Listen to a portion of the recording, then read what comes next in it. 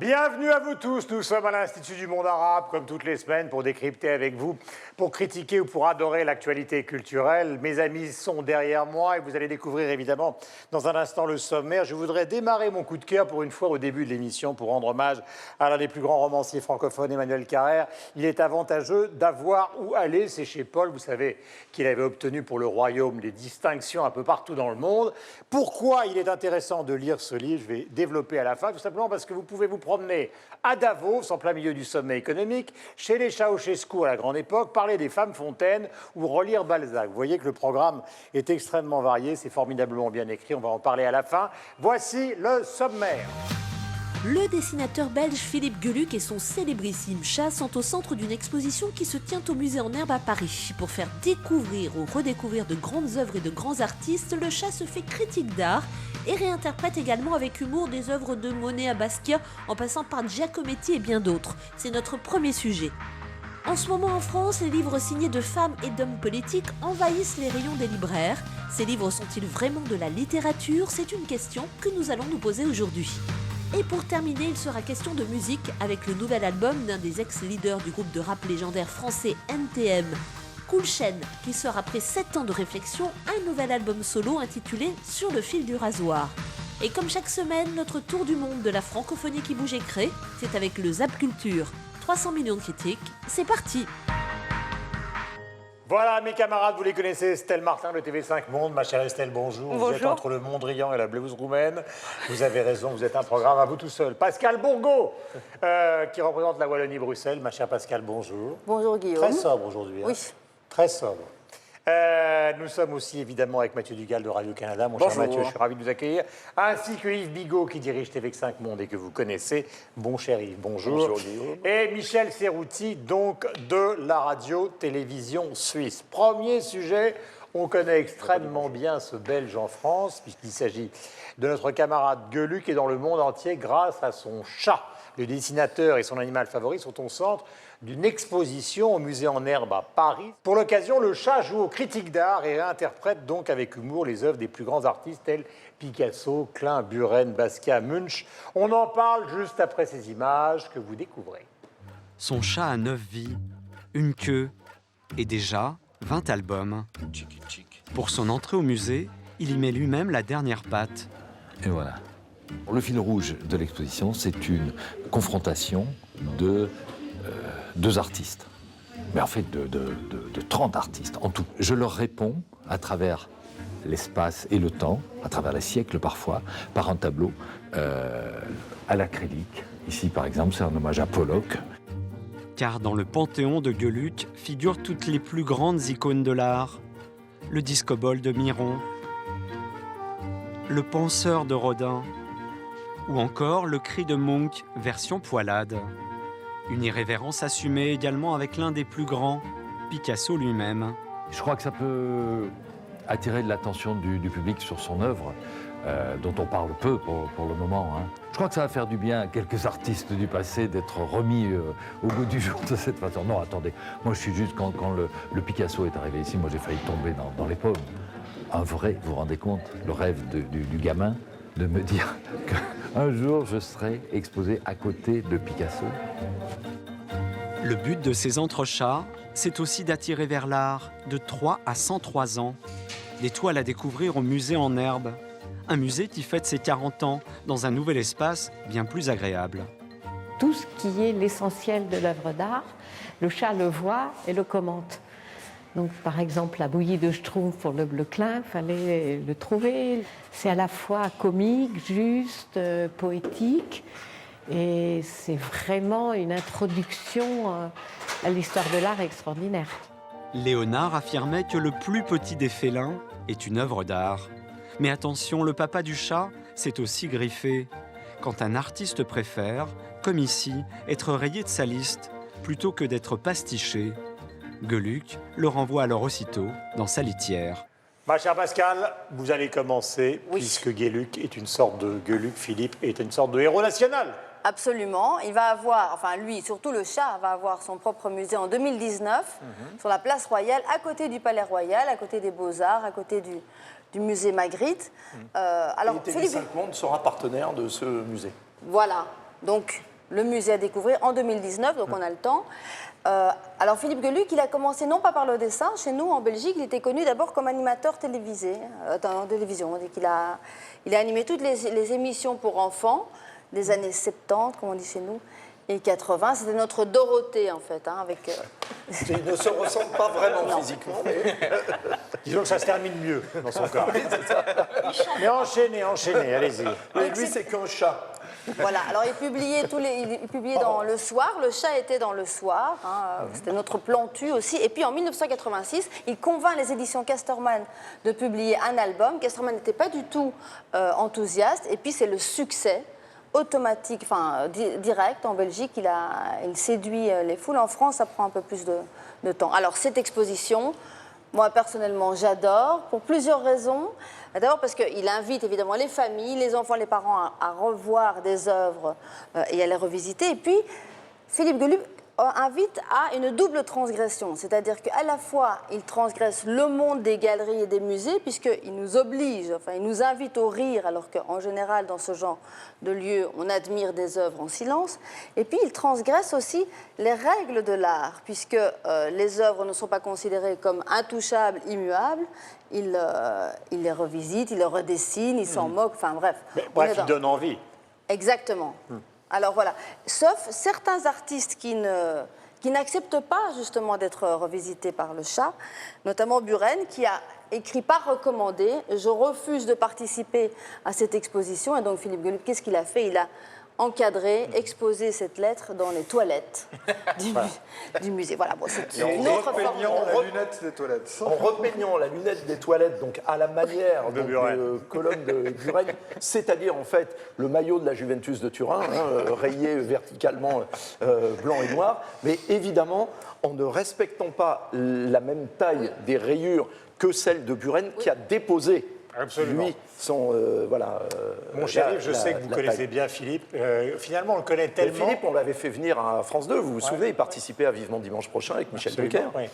Mais comment peut-on parler d'une manière, comment peut-on dire, plus, non pas intime, mais plus sensible d'un personnage qu'on connaît tellement qu'on a l'impression qu'on le connaît. Mais vous le connaissez vraiment, qui est-il en fait? Alors justement, c'est un personnage qui est beaucoup plus complexe qu'il n'y paraît, Philippe, parce qu'il a à la fois ce côté totalement transgressif, provocateur, rigolard, belge, on pourrait dire, et à côté, son chat est un philosophe, à sa manière. Donc il y a chez Philippe cette espèce de dualité de quelqu'un qui est un artiste, et qui va avoir son musée, et tout en ne prenant jamais, en faisant très sérieusement quelque chose qu'il ne prend pas au sérieux, en fait, pour Mais vous qui le résumer. connaissez, est-ce que vous considérez que ce jeu avec l'art, disons, non pas officiel, mais l'histoire de l'art, n'est pas aussi de sa part une certaine forme, non pas de culpabilité, mais d'envie, finalement? C'est-à-dire de se dire, j'aimerais bien être Magritte, j'aimerais bien... Est-ce qu'il n'y a pas une sorte d'envie de reconnaissance qu'un type de la BD, justement, appartienne au monde des artistes? Alors, sûrement, sauf qu'il a l'intelligence et l'humour de savoir que ça ne lui est pas accessible et qu'il invente donc sa propre forme de sous-culture, en fait. Voilà, en pastichant l'art, qu'en même temps, évidemment, il respecte, parce qu'il faut respecter pour pouvoir transgresser. Si on transgresse sans respecter et sans connaissance, ça ne va pas très loin. Ce qui s'est un peu passé no avec future. Hergé, qui est dans la deuxième partie de sa vie avec sa deuxième épouse, est devenu, ce qui n'était pas du tout son cas auparavant, dans la deuxième partie de sa vie, est devenu un collectionneur d'art contemporain furieux, alors qu'au début, il avait des buffets Henri II et des rideaux en velours. Donc il y a aussi ça dans la culture belge très importante. Il faut dire qu'on apprend d'ailleurs dans le livre qui a été tiré de l'expo que sa mère était... La mère de Geluck. La mère de Geluck, elle aurait aimé être historienne de l'art, elle le trimballait dans les musées. C'est quelqu'un qui a été biberonné d'ailleurs très tôt, justement, toute cette culture picturale-là. Et moi, j'aime beaucoup ce qui passe en général dans les albums du chat, mais dans cette rétrospective-là, mon avion ne m'a pas permis de voir l'expo. J'ai lu le livre avec beaucoup d'intérêt. Et je trouve ça intéressant un peu à la manière dont Goscinny nous avait initiés, nous, quand on était gamins, aux locutions latines. Et donc, on prenait plaisir à aller voir qu'est-ce que les locutions du vieux latiniste voulaient dire. Eh bien, les références à l'histoire de l'art là-dedans permettent justement à toute une génération de se dire « Ah, OK, mais c'est qui ce personnage-là? À qui il fait référence? Florence quand il va parler de Vasarely. Et c'est très intéressant de voir cette espèce d'aller-retour-là entre cette grande culture-là et la culture un peu potache. Du chat. Et donc, les gens qui s'y connaissent déjà, évidemment, on rit beaucoup parce qu'il y a tout le temps, l'humour est vraiment toujours réussi. Et ceux qui s'y connaissent moins, bien, c'est vraiment une introduction fameuse à un monde qui est présenté justement d'une manière non rebutante. C'est pas quelqu'un qui va tenir un grand discours sur l'art, c'est quelqu'un qui va vraiment, littéralement, on dit au Québec, triper sur l'art et qui va nous y faire participer de manière enthousiaste. J'ai une petite question pédagogique. D'où vient le chat? D'où vient cette idée du chat, le Gueluc? Est-ce que vous savez? Personne ne Vous devez avoir un chat. Non, mais en dehors du fait qu'il aimait les chats, ça on le sait. Est-ce qu'il y a une idée particulière derrière tout ça? Le silence, la sagesse. Non, j'ai pas eu l'idée de lui poser la question. Non, parce que j'ai eu la chance d'aller au vernissage, au musée en herbe, et c'est vrai qu'il a cette passion pour l'art qu'il expliquait aux enfants, parce qu'il y avait beaucoup d'enfants, parce que le musée en herbe, il faut le dire, c'est vraiment un lieu qui est dédié aux enfants pour leur apprendre, pour leur donner le goût de l'art, et souvent ce sont des expositions. La dernière, c'était Hergé, Tintin évidemment, pour effectivement leur faire comprendre un peu. Et là, cette exposition, elle est parfaite, parce que comme vous l'avez dit, c'est vraiment une approche ludique de grands artistes, que ça soit Soulages, que ça soit Klein. Il y a toujours cette confrontation, hein, on l'a vu dans le sujet, entre l'œuvre de l'artiste et celle revue par le chat. Et Gueluc expliquait vraiment aux enfants pourquoi il aimait l'art. Il refaisait même certaines pauses et il expliquait que lui, il avait envie de transmettre cette passion pour l'art dans ce musée, donc le musée en herbe. Et d'ailleurs, vous avez remarqué que j'ai fait une petite, moi aussi, j'ai essayé de faire mon Gueluc avec cette robe, le bleu. Yves Klein et Mondrian, vous l'avez dit. Voilà. Mais en fait, en tout cas, c'est vraiment une excellente idée de Gueluc de nous amener comme ça dans le monde de l'art. Exposition, donc c'est pas terminé. Hein. L'art et le chat est à voir jusqu'au 31 août prochain au musée en herbe à Paris. Vous pouvez acheter aussi le catalogue et le livre que voici, donc de Gueluc, chez Casterman. Autre point de vue, mon cher Michel. Oui, j'aimais bien ce que Yves disait tout à l'heure. C'est normal, c'est le directeur de TV5, c'est pour ça que j'aime beaucoup ce qu'il dit. Non, quand vous parlez de dualité, et je crois que Gueluc a toujours réussi, outre l'exposition qui est présentée actuellement au musée en herbe, d'ailleurs qui était passée par une galerie à Lausanne en 2014, tout ou partie, je ne suis pas certain, en tout cas une bonne partie de ce qui est exposé à Paris avait été vu à Lausanne auparavant. Et cette dualité-là, moi je la trouve dans son dessin d'une manière générale, c'est-à-dire qu'il agit dans son dessin avec le chat comme un dessinateur de presse. C'est-à-dire qu'on est dans le paradoxe, on est dans l'absurde, on est dans la juxtaposition de situations qui nous étonnent. Mais lui, il réussit à le faire non pas avec l'actualité, mais avec une sorte de philosophie. Et c'est ça qui est génial, qui donne une qualité qui est intemporelle à son dessin, alors qu'un dessinateur de presse, lui, va réussir à le faire, mais simplement par rapport à une actualité du moment. Et moi, je trouve ça très fort ce qu'il réussit à faire, parce que son dessin, il est très statique. Le chat, on ne le voit pas en train de partir dans des actions extraordinaires. Donc on est vraiment dans une situation... Voilà, parce que c'est un gros chat. Hein. Il faut dire, non, mais c'est vrai, c'est Ramina Grobis. En plus, avec des grosses pattes, enfin, on sent qu'il est bien ancré par terre, qu'il est bien présent, et souvent, ça suffit. Il y a simplement une situation comme celle-là, et ensuite, il y a la force du texte, comme un dessinateur de presse. Je pense en Suisse à un dessinateur de presse qui s'appelle Mix et Remix, mais lui qui fait ça, mais uniquement par rapport à l'actualité. Il ne va pas développer quelque chose qui va pouvoir être relu, ou alors si on s'en souvient, parce qu'on connaît l'actu, on pourra le relire quelques années plus tard. Mais Gueluc a cette force-là, je trouve, précisément de réussir à faire, à l'image d'un dessin de presse, à faire de la philosophie avec son chat et quelque chose d'intemporel et qu'on est capable de lire ou relire plus tard. Et il est toujours dans cette dualité, dans ce paradoxe, y compris avec cette exposition où il y a de l'art véritablement traditionnel qu'on connaît, et puis la transgression, comme disait Pascal. Voilà, je voudrais qu'on montre évidemment, par exemple, là vous avez une réinterprétation de Ben. N'oublie pas de te brosser les dents. On parlait la semaine dernière de Dada. Ben est un des héritiers évidemment du dadaïsme. Voilà, là on commence par la fin, Jeff Koons, bien évidemment, avec la version donc, de Gueluc. Certaines sculptures, écrit-il, pensent, d'autres réfléchissent. Là, c'est Jean-Michel Basquiat, tout le monde reconnaît. Alishinsky, et donc le mouvement Cobra, Keith Haring, pardonnez-moi, je tiens mal le livre, Monet, la chaise de Van Gogh, etc. etc. C'est une exposition réussie. Vous vouliez ajouter quelque chose, cher ami? Il a une jolie formule, il dit que c'est un hommage foutage de gueule. Je trouve ça assez sympathique. C'est assez juste.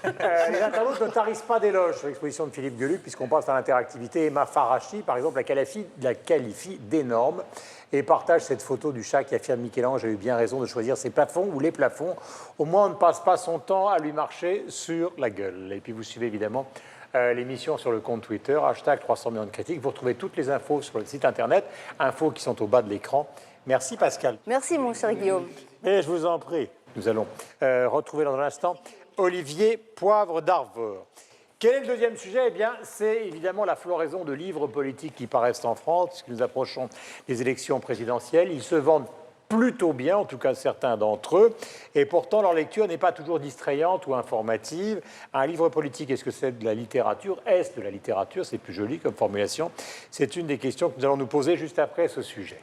Difficile de passer à côté aujourd'hui. Le livre de Nicolas Sarkozy, sorti en librairie, un livre écrit à la première personne, des coups de griffe, des coups de cœur, mais toute la vérité, rien que la vérité, assure l'ex-président. Dans ces pages, j'ai mis toute mon expérience de la vie et de la politique. J'ai essayé de ne pas biaiser, de ne pas mentir. Ce livre n'est pas une déclaration de candidature à la prochaine élection présidentielle. Pour réussir sa rentrée ou son retour, parce que ça fait quand même 2-3 ans qu'il essaie de revenir, le pauvre Sarkozy, et puis là, il est vraiment au fond du trou dans les sondages. Et ben voilà, il s'est dit, voilà, je vais faire un livre de mea culpa, c'est ma faute, c'est ma très grande faute. Quelques regrets, mais jamais d'excuses, pour être précis. Et pas mal de tacles à son successeur, tout de même. Malgré tout, l'hyper-président veut convaincre. Il a changé. D'aussi loin que je me souvienne, je n'ai jamais éprouvé de ressentiment durable, ou pire encore, de haine à l'égard de qui que ce soit. Je suis ainsi fait.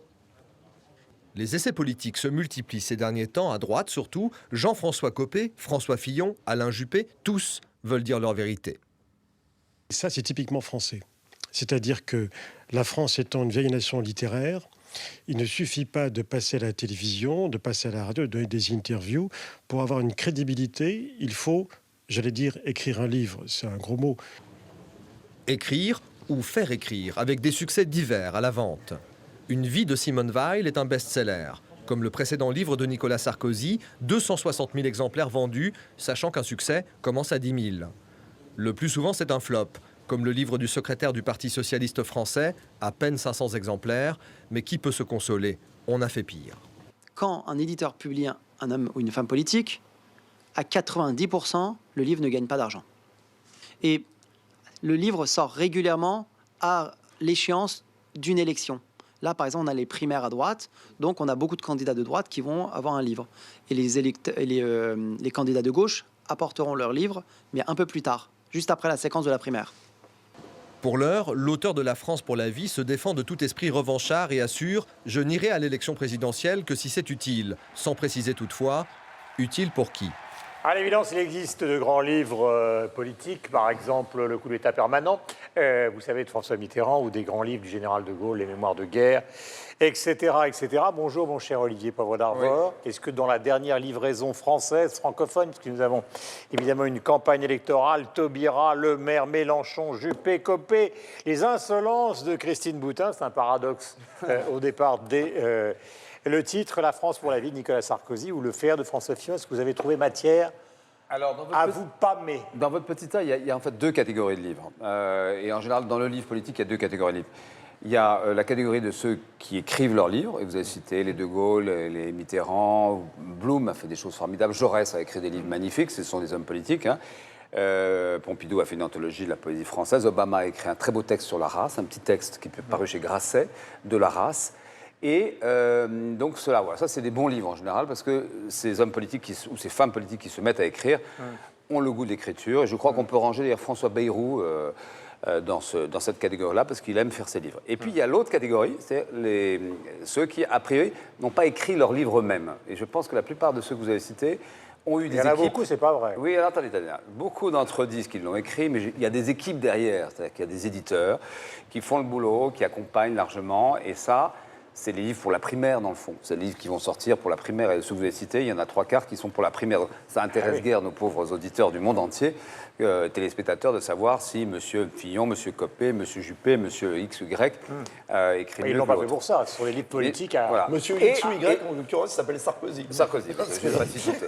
Mais l'éditeur est excellent, c'est mon éditeur aussi, Muriel Bayer, je sais pas. Mais néanmoins, alors, Christiane Taubira, dont vous savez qu'elle adore écrire, et alors, elle écrit des gros livres que peu de gens lisent, parce qu'elle cite beaucoup trop Césaire, beaucoup trop Frantz Fanon et Édouard Glissant. Ça doit ennuyer le grand public. Et là, elle les cite quand même dans un petit livre qui marche vraiment bien. Et ça fait plaisir parce que cette femme, tout simplement, aime les livres. Elle aime acheter des livres. Je la vois dans ma librairie, là, on a la même. Et elle adore ça, donc acheter du Taubira. Alors évidemment, c'est le côté un peu Stéphane Hessel. Il nous faut toujours un abbé Pierre en France. Donc après l'abbé Pierre qui est décédé, après Stéphane Hessel, les Français ont trouvé une femme de bonne conscience et qui est politiquement assez correcte, qui est Christiane Taubira. Voilà, Christiane Taubira, Murmure à la jeunesse, le voici, le voilà, il est publié aux éditions Philippe Ray, éditeur, marche très bien. L'autre livre qui marche très bien est évidemment celui de Nicolas Sarkozy, La France pour la vie.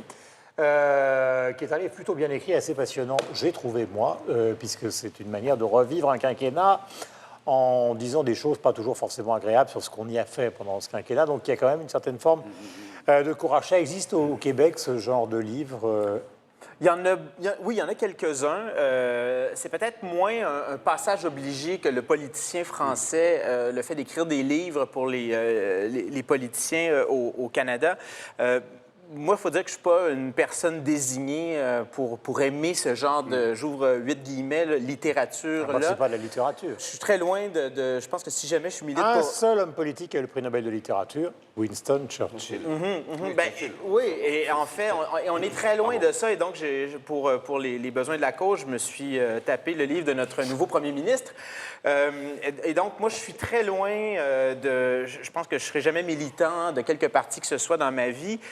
Et je suis aussi très loin des livres de croissance personnelle. Ce qui fait que je ne suis peut-être pas la personne désignée pour ce Mais il genre... est bien ou pas, le livre de Justin? Écoutez... C'est son Premier ministre, enfin. Guillaume. Je vous rappelle qu'il nous subventionne. C'est sorti en 2014. Évidemment, c'est dur de ne pas voir l'opération politique parce qu'à ce moment-là, évidemment, Oui, mais c'était pour ça, Mathieu. Soyons décomplexés. C'était pour ça. Oui, mais qu'est-ce qu'on va rechercher là-dedans? Une communication avec des électeurs, un soutien, une sympathie. C'est touchant, ça veut dire que. Pardonnez-moi, mais puisqu'il a été élu. Non, il a été élu, et donc probablement qu'il y a plusieurs raisons qui font qu'il a été élu, mais qu'est-ce qu'on va aller chercher dans ce livre-là, outre que des slogans politiques, outre qu'une pensée qui est extrêmement formatée? Vous avez nommé Churchill, que j'ai lu, qui est un livre extraordinaire, mais des politiciens en fin de carrière qui reviennent sur leur carrière, c'est pas la même chose que quelqu'un qui veut devenir premier ministre du Canada au début de la quarantaine. Et donc, c'est un livre qui ressemble à un long discours politique qu'on entend par milliers. Évidemment, c'est pétri de bonnes intentions. Évidemment, qui est contre la vertu? Il y en a plein dans ce livre-là. Évidemment, c'est intéressant de connaître de l'intérieur le destin du fils d'un des grands premiers ministres de l'histoire du Canada, qui a vécu le pouvoir très jeune. D'ailleurs, vous savez que Nixon, pour l'anecdote, avait dit de Justin Trudeau, alors qu'il avait quelques années, que ce jeune-là allait être premier ministre du Canada un jour.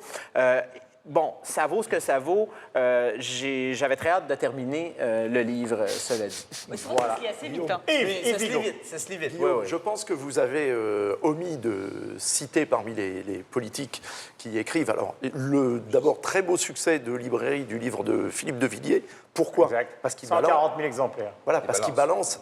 C'est pour ça que ça intéresse les gens, y compris ceux qui ne sont pas forcément sur la même ligne politique que lui. Vous avez oublié également les souvenirs érotiques de Valéry Giscard d'Estaing, les romans de François Léotard, qui étaient d'ailleurs plutôt bien écrits.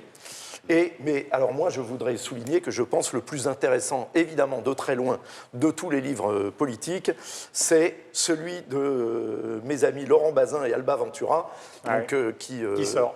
Voilà, qui sort, le bal des dézingueurs. Et donc ça va vous intéresser, vous qui nous regardez, que vous soyez français de l'étranger, expatrié, ou je sais, vous, en Côte d'Ivoire, au Sénégal, au Congo, au Gabon, qui aimez suivre la politique française, là vous avez la vérité. Alba et Laurent vous racontent ce qui se dit. C'est les offs qui sont transformés en Mais ce qui se dit texte. Dans ce moment qui est un rituel de la vie politique française, qui sont les déjeuners off entre les politiques et les journalistes. C'est-à-dire, ils vous disent surtout, je ne te l'ai pas dit, mais ça serait bien que tu le répètes. Voilà. Ils le répètent tous. Et donc, c'est ce qu'on ne retrouve jamais chez des livres de politiciens qui sont en exercice. Mais cela étant dit, ça existe chez nos camarades helvètes. Non, c'est intéressant. Moi, je vous écoute. Et puis voilà. Puis en Suisse, ça fonctionne pas du tout de cette manière-là pour des raisons culturelles et politiques. Alors évidemment, il y a des livres de la deuxième catégorie, c'est-à-dire des politiciens qui, une fois leur carrière politique terminée, écrivent leurs mémoires. Micheline Kelmiré a écrit voilà, ses mémoires à la suite du Conseil fédéral. Ce nom qui m'a échappé. Micheline Kelmiré, ex-conseillère fédérale, 2 fois présidente de la Confédération helvétique, Parti socialiste, voilà, en 2014 a sorti un bouquin. Mais par contre, des livres testaments ou des livres manifestes politiques avant élection, non. Et pourquoi? Parce que la Suisse fonctionne complètement différemment. La culture politique suisse fonctionne du bas en haut. C'est une culture aussi beaucoup plus verticale qu'elle tenait en France, où elle est plus verticalisée avec le culte du chef, entre guillemets. En Suisse, ça fonctionne en bas. Il faut faire ses preuves au niveau régional. On est écouté par une base. Ensuite, c'est la base qui se dit « Ah, celui-là, il a l'air bien, on va le faire monter. » Et c'est pas « Moi, je vais prendre le pouvoir. Écoutez-moi, je vais vous donner un manifeste politique. » Et on monte petit à petit comme ça pour arriver finalement jusqu'au Conseil fédéral avec cet exemple. Quel Conseil fédéral? Ils sont 7 super ministres, 7 conseils fédéraux. Il n'y a pas un président. Ils ne sont même pas élus par le peuple puisqu'ils sont élus par l'Assemblée fédérale. Eux sont élus par la population. Donc on a affaire à une culture qui est complètement différente, qui ne nécessite pas, qui ne demande pas... Mais ce n'est pas la culture traditionnelle. En France, le problème, enfin c'est pas un problème d'ailleurs, c'est qu'on a quand même les exemples de Lamartine, écrivain politique, Victor Hugo, écrivain politique, Chateaubriand. On voit bien que derrière tous ces livres, quelle que soit leur qualité ou leur médiocrité, il y a quand même cette idée d'attirer à soi ce qui est la gloire de la France. Oui, ça n'existe pas. Il y a un côté produit aussi, il y a vraiment un côté produit. Moi, je suis d'accord avec Mathieu, moi ça ne m'intéresse pas vraiment parce que c'est vrai que c'est curieux. Les politiques aujourd'hui disent qu'ils font preuve de plus d'authenticité justement par l'écriture, qu'ils se révèlent plus alors qu'on sait tous, enfin je pense que tout le monde sait que c'est quand même aussi pour passer dans les médias parce que tout de suite ça donne une actualité, il y a les primaires qui arrivent. Donc vraiment, mais ils sont différents. Ils sont différents, oui, mais en même temps, parfois, c'est même pas eux qui les écrivent. Oui, mais ce sont là, pas par exemple, le livre de Juppé, c'est un entretien avec Natacha Polony, donc c'est évidemment pas une écriture, c'est un programme. Là, c'est plus un programme, mais certains, les insolences de Christine Boutin, et de Villiers, effectivement, c'est parce qu'ils balançaient que ça a plu, comme Cécile Duflot, c'est amusant, comme quand elle balançait Duflot, elle a fait ça. Non, pas avec quand elle critiquait Hollande, non, ça a fonctionné. Alors qu'après, quand elle a voulu parler de son programme, là, tout d'un coup, ça n'intéressait plus personne. C'est vrai que moi, c'est ça qui me rend pas vraiment. Pas ça, quoi. Non, moi, j'aime pas ça. Et même, j'étais un peu déçue par le Taubira, qui est très court. Effectivement, il y a beaucoup de citations littéraires, mais après, moi, je reste un peu sur ma faim. C'est des livres vendus pas cher qui sont en caisse, c'est-à-dire que les gens, là, tout d'un coup, achètent quelque chose qui est de la bonne conscience et en même temps de l'infection pour elle, je pense. Oui, mais ça reste un peu dans le produit, puis il y a toute cette démarche. Ça vaut 7 €. C'est-à-dire le tiers du prix d'un livre normal, c'est aux alentours de 21, 22 €. Alors, 23. ça, effectivement, ça rapporte peu. C'était celle. Mais prenez le cas, par exemple, du livre de Philippe de Villiers. Ben, si vous calculez qu'il touche plus de 2 € par livre, il y a aussi cet intérêt-là. C'est-à-dire 140 000 fois 2 €. Mais après, ça fait 280 000 €. Arrêtez de penser que les auteurs gagnent beaucoup d'argent, on paye des impôts là-dessus, et en effet, on gagne à peine 2 € sur un livre, donc c'est pas grand-chose. Je connais. 10%, vous savez, je te crois. C'est un sujet que je connais. Et même les libraires, les libraires sont agacés parce qu'il y a eu tout. Enfin, c'était assez amusant. Si vous allez un peu sur Twitter ou les réseaux sociaux, il y a beaucoup de libraires. Alors peut-être avec d'autres visions politiques, notamment peut-être pour ça Nicolas Sarkozy, mais ça donne après quand même de savoureuses images et commentaires. Non, c'est parce que vous êtes abonné à des gauchistes, Estelle. Ça doit être ça. Mathieu. Vous savez que Montaigne, qui détestait César, avait eu ce commentaire vraiment assassin sur probablement un des premiers livres politiques, le commentaire sur la guerre des Gaules. Il avait dit ceci: les fausses couleurs dont César veut couvrir sa mauvaise cause et l'ordure de sa pestilente ambition, en parlant de son livre. C'est bien dit. Quand même, c'est du Montaigne. Et c'est une passion française parce qu'il y a une journée du livre politique. C'était la 25e édition, il y a le prix. Si seulement ça pouvait n'être qu'une journée, ça nous ferait des vacances. À l'Assemblée nationale, évidemment, là, ça pose le cadre. Mais la 25e édition, ça prouve quand même qu'effectivement, nos politiques... Hollande, quand même, qui n'a pas sorti de livre. On a déjà eu celui de Valérie Trierweiler, notez bien. Terminons ce débat avec un tweet de Mediafor sur le livre Murmure à la jeunesse de Christiane Taubira, toujours en tête des meilleures ventes de livres en France. Voilà. Vous aussi, vous nous suivez sur le compte Twitter de l'émission. Vous laissez vos messages sur le hashtag 300 millions de critiques et vous retrouvez les infos sur le site internet aux adresses qui s'affichent en bas de l'écran. Merci Olivier. Merci infiniment. Merci Olivier. C'est Lise Laure qui prendra votre place dans un instant pour un débat qui portera sur le nouvel album solo de Cool Chain, juste après le Zap Culture qui a été entièrement réalisé à la main par notre amie qui est à ma gauche, que vous connaissez, pas totalement. Estelle Martin. On vous fait du théâtre itinérant, c'est le genre de métier dans lequel on ne doit pas s'ennuyer. J'avais envie au contraire de retranscrire un souffle romanesque, de le partager avec les spectateurs. Et comment on fait?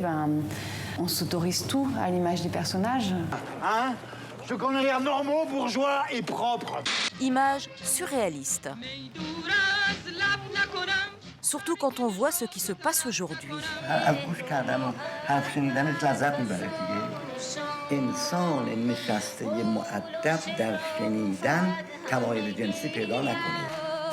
Sarah est compositrice. Son rêve, monter un concert avec des femmes solistes, ce qui est interdit depuis la Révolution de 1979.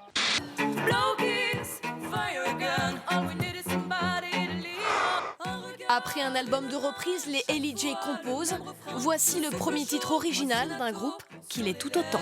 Je la prendrai à point. Formidable. J'étais formidable. Formidable, il est formidable, c'est bien sûr l'adjectif qui colle à la peau de Stromae. Quand Stromae il fait un truc à l'étranger, quand il fait ça à l'étranger, tout le monde va en parler. Et quand certains groupes belges se développent vraiment à l'étranger, mais de manière beaucoup plus indépendante, ça on en parle beaucoup moins, et donc ça c'est un peu dommage. Roscoe, c'est pourtant 2 albums acclamés par la critique, des salles qui se remplissent de plus en plus. Tu peux tout perdre de la peur de tout perdre. Si tu veux gagner là maintenant, quand il n'y a rien à gagner, qu'est-ce qui va te rester quand il n'y aura plus rien à perdre? Ce spectacle, c'est beaucoup d'improvisations qui sont filmées. Et ensuite, bien sûr, ça arrive à l'écrit. On travaille, on peaufine, je peaufine. Et puis, ça revient à l'oral. Donc, c'est des allers-retours entre l'oral, l'écrit, l'oral. Mais ça fait partie de ma vie, l'écriture.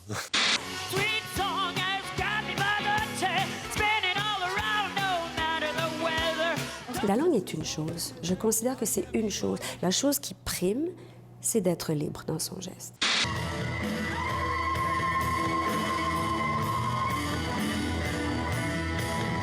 Quand j'étais en Libye, c'est là que j'ai rencontré des musiciens et j'ai continué en fait à vraiment apprendre la guitare, à jouer. Compositeur et musicien d'exception, Léon Francioli était une figure incontournable de la scène musicale suisse. C'est quelque chose de vivant, c'est un instrument, il est vivant, je suis autour de lui et il est en moi. Je vois bien maintenant en tournant un peu que vraiment les Suisses, on a un style, hein. Il faut en être fier. Marielle Pinsard peut être fière de sa réflexion sur les rapports culturels entre l'Europe et l'Afrique. Dans le drôle et grave On va tout dallasser Pamela, la lausannoise joue avec les codes de la drague et devrait réussir à draguer les programmateurs étrangers. Le rapport à l'autre avec cette œuvre dorée dit Femina, la montée des populismes à travers un aigle, ou encore cette dernière œuvre, La Vierge d'Alep, un regard sur le drame syrien, la céramique, subversive et politique, reflet des bruits du monde, voici le travail de Johan Cretton. Cette exposition mise sur la force du langage visuel, celui qui traverse les frontières. Des coups de crayon muets, mais ô combien parlants, sur les enjeux de l'Europe d'aujourd'hui. Et donc c'est une exposition qui est là pour faire réagir, mais pour charmer les yeux en même temps. Et si vous charmez les yeux, vous avez déjà plus de chances de charmer le cerveau après. 6 sphères éclairées qui survolent la salle et les 15 000 fans, et les voilà.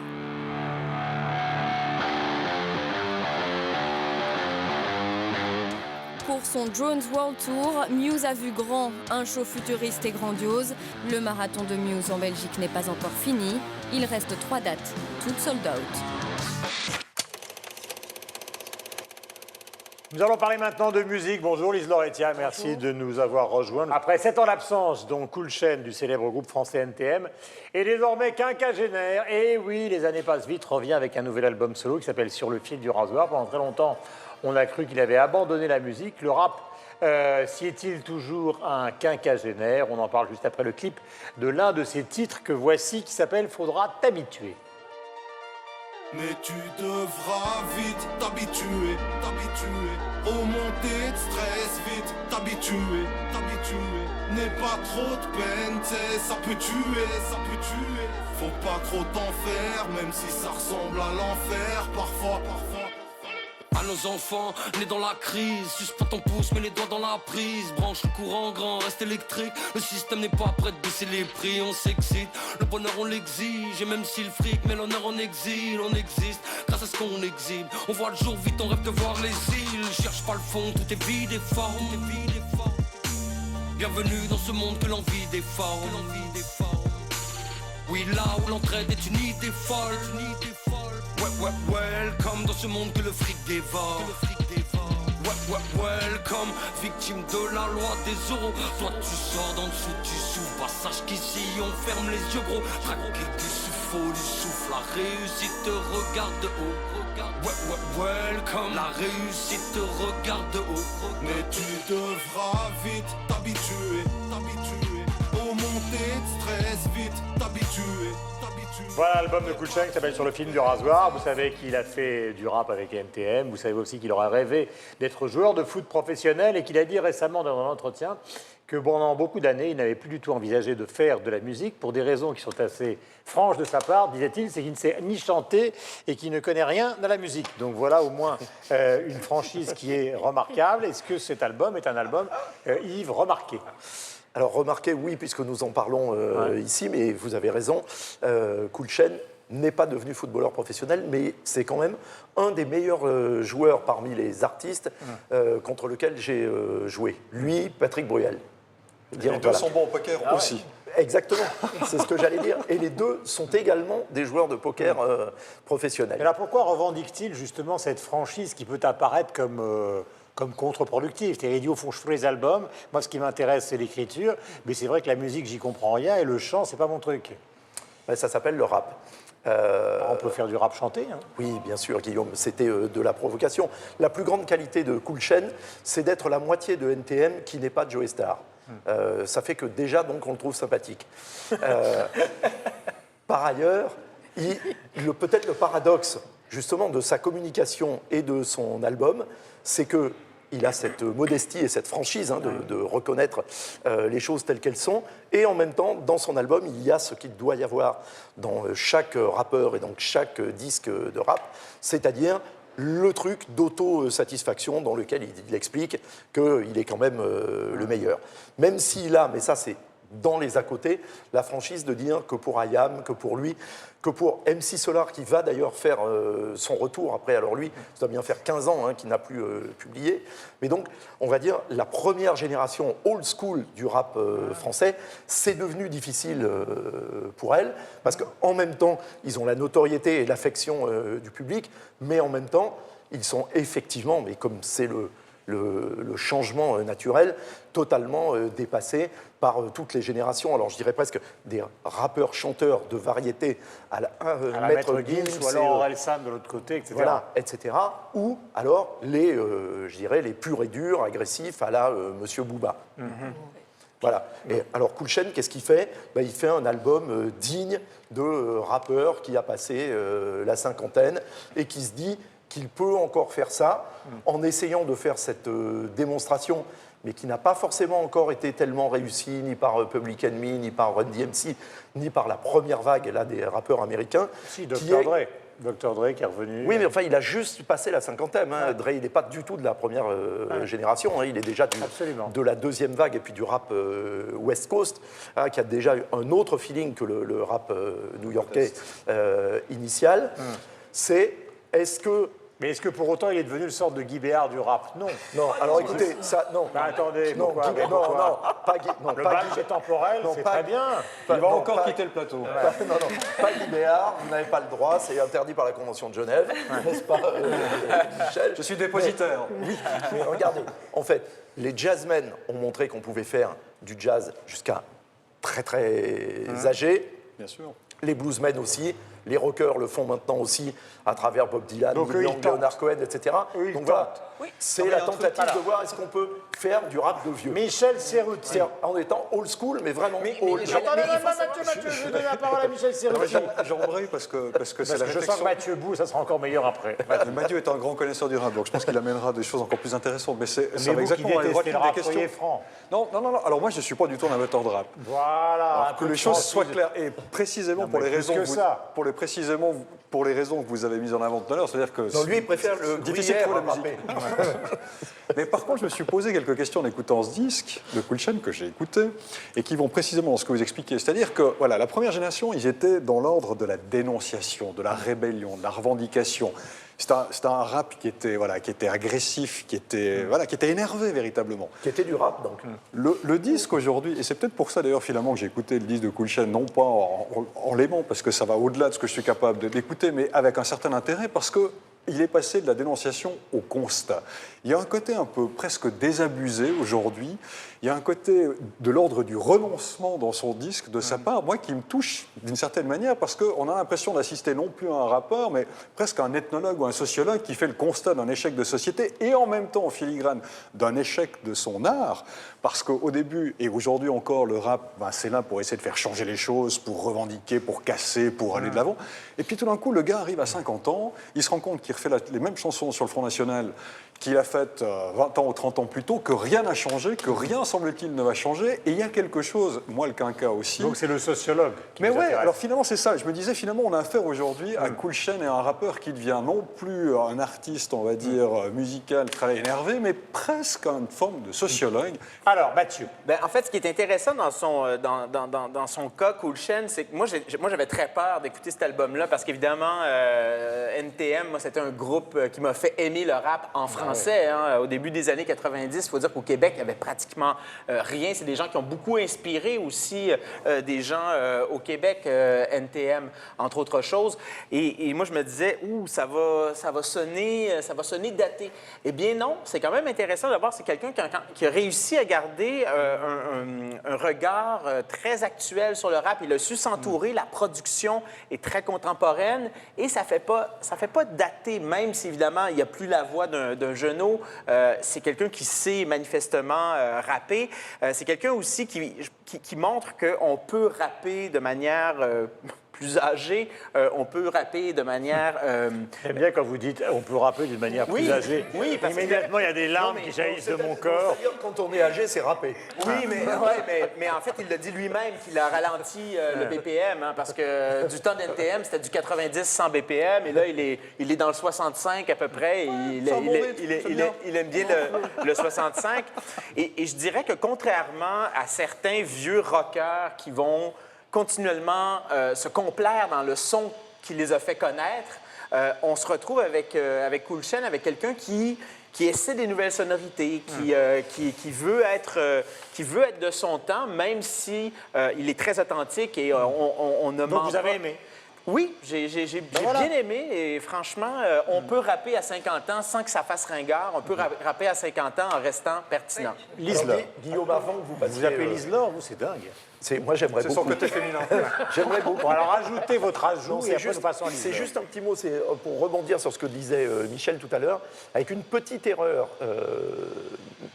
sans doute d'analyse politique, c'est qu'il sample le morceau des Berruriers Noirs, La jeunesse emmerde le Front National, sauf qu'aujourd'hui, et malheureusement, c'est la jeunesse qui vote Front National. Donc ça, c'est une erreur historique. Lise-Laure. Moi, je voulais dire, quand j'ai un peu écouté l'album, pour moi, c'est un peu comme disait tout à l'heure Mathieu, c'est-à-dire que c'est plus un rap où on parle très fort avec des mots un peu violents.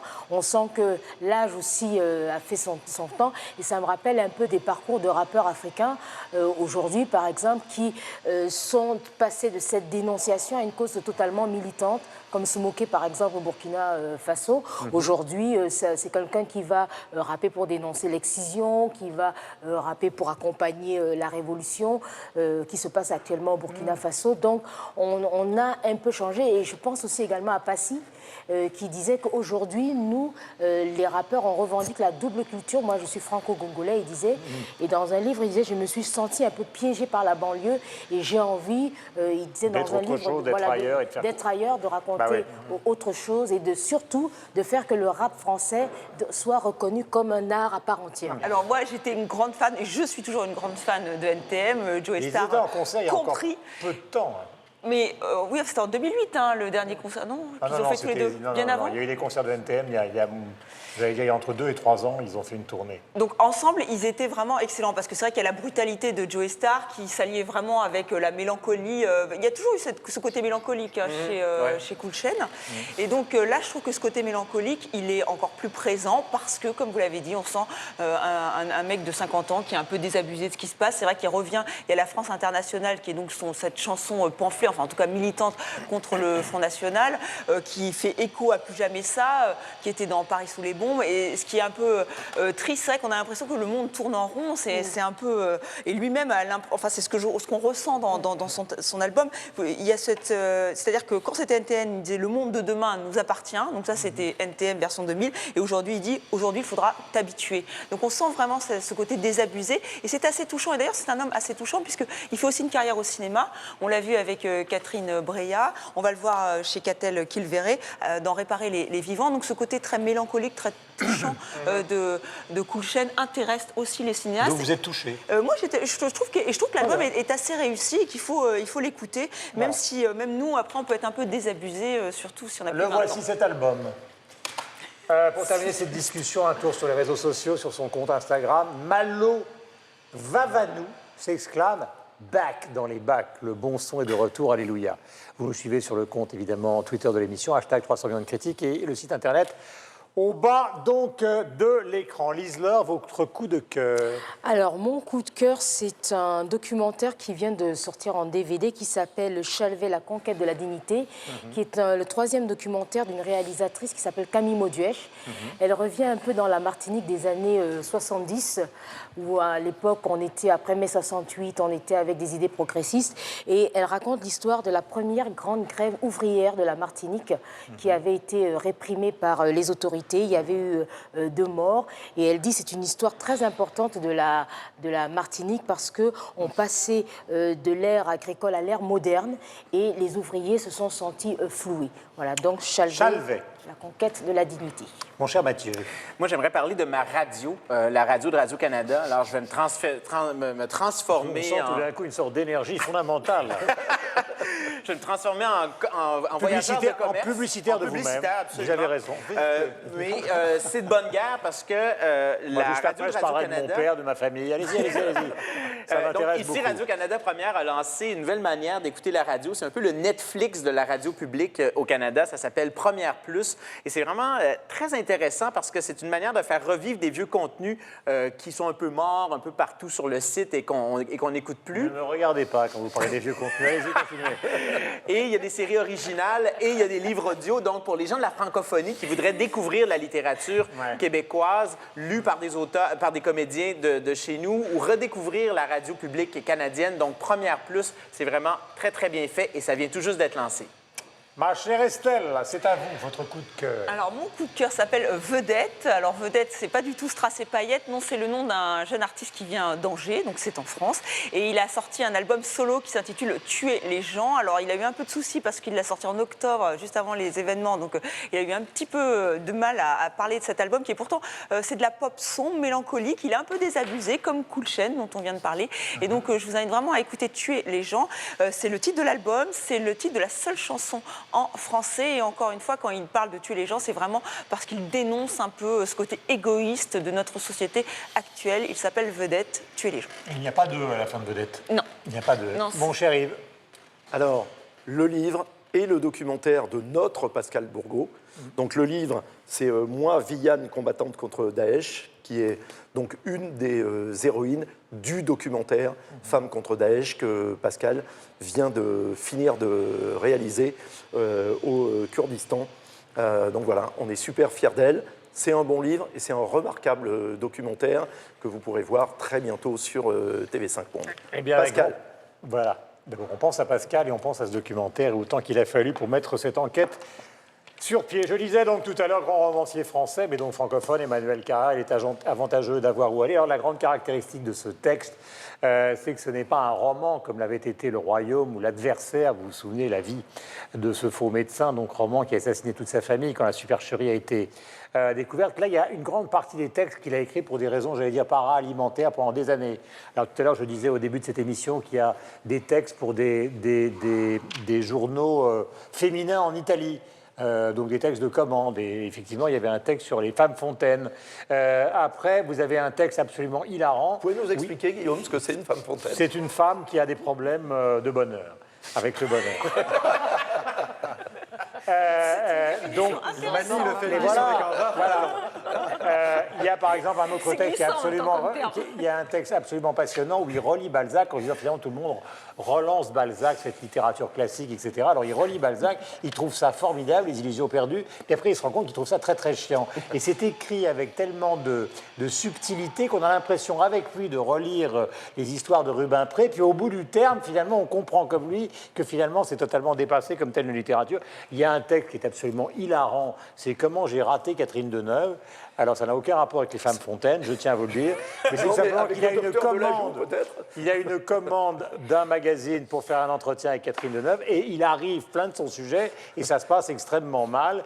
Il a écrit là-dessus avec beaucoup d'intérêt. Et puis, il y a un texte absolument extraordinaire, et après j'en termine, parce qu'on n'avait pas terminé nos coups de cœur, qui est sa plongée justement dans le fameux Davos, le sommet des puissants du monde, où il va en se faufilant grâce à un copain et avec sa femme qui est journaliste, Hélène Devinck, et il rencontre à 6h du matin de Margerie, le patron de Total, qui n'était pas encore mort, et il fait le lien entre la littérature, les puissants du monde, leur inconscience de la souffrance, etc.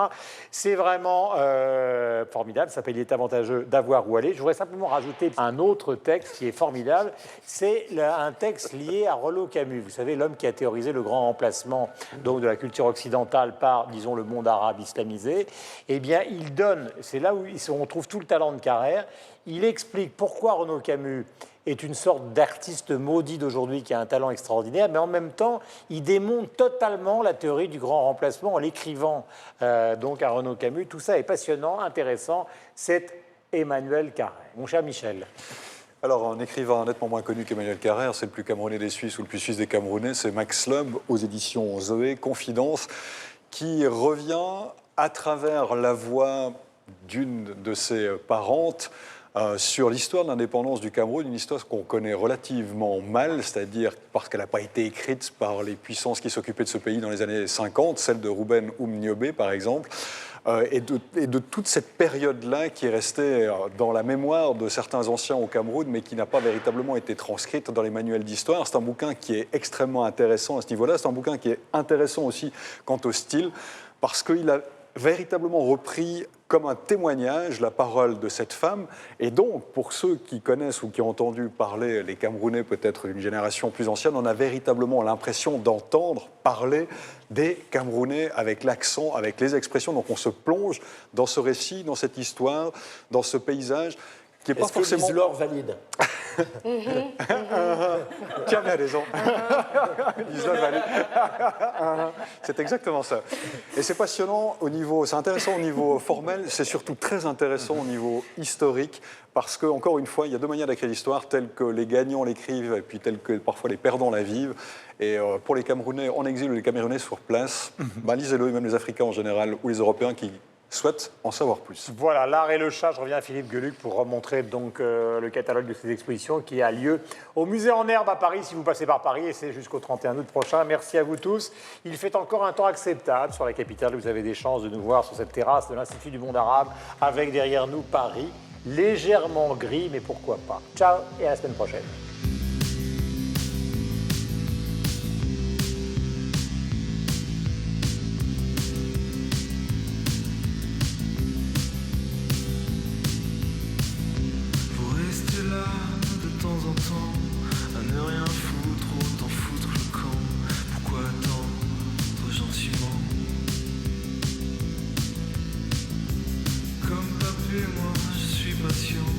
J'aimerais tant bien aimer les gens.